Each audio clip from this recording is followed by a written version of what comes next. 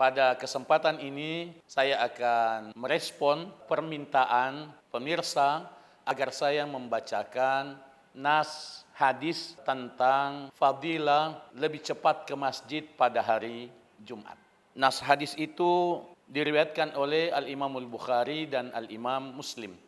Hadisnya sangat sahih, muttafaq alaih. An Abi Hurairah radhiyallahu anhu qala Rasulullah sallallahu alaihi wasallam. Abu Hurairah radhiyallahu anhu meriwayatkan bahwa Rasulullah sallallahu alaihi wasallam bersabda, "Man raha fis sa'atil ula faka'annama qarraba badana." Siapa yang ke masjid pada hari Jumat pada jam pertama, maka dia mendapatkan pahala sama dengan pahala berkurban dengan seekor onta. Wa man raha fis sa'ati tsaniyah faka'annama qarraba baqarah. Dan siapa yang ke masjid pada jam kedua, maka dia mendapatkan pahala sama dengan berkurban dengan seekor sapi. Wa man raha fis sa'ati tsalitsah. Dan siapa yang ke masjid pada hari Jumat pada jam ketiga, maka dia mendapatkan pahala sama dengan berkurban dengan seekor kambing. Faka'annama qarraba kabshan akran. Dia mendapatkan pahala sama dengan pahala berkurban dengan seekor kambing yang bertanduk. Wa man raha fis sa'ati rabi'ah. Dan siapa yang ke masjid pada jam keempat, faka'annama qarraba dajajah.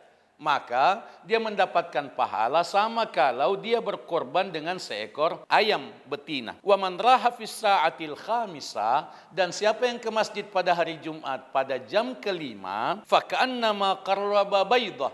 Maka dia mendapatkan pahala sama dengan berkurban dengan sebutir telur. Fa idza sa'adal imamul mimbar. Ketika imam sudah naik ke mimbar, khatib naik ke mimbar, hadaratil malaikatu yastami'una dzikr. Para malaikat yang tadinya mencatat di pintu-pintu masjid itu duduk bersiap untuk mendengarkan khutbah. Rawahul Bukhari wa Muslim.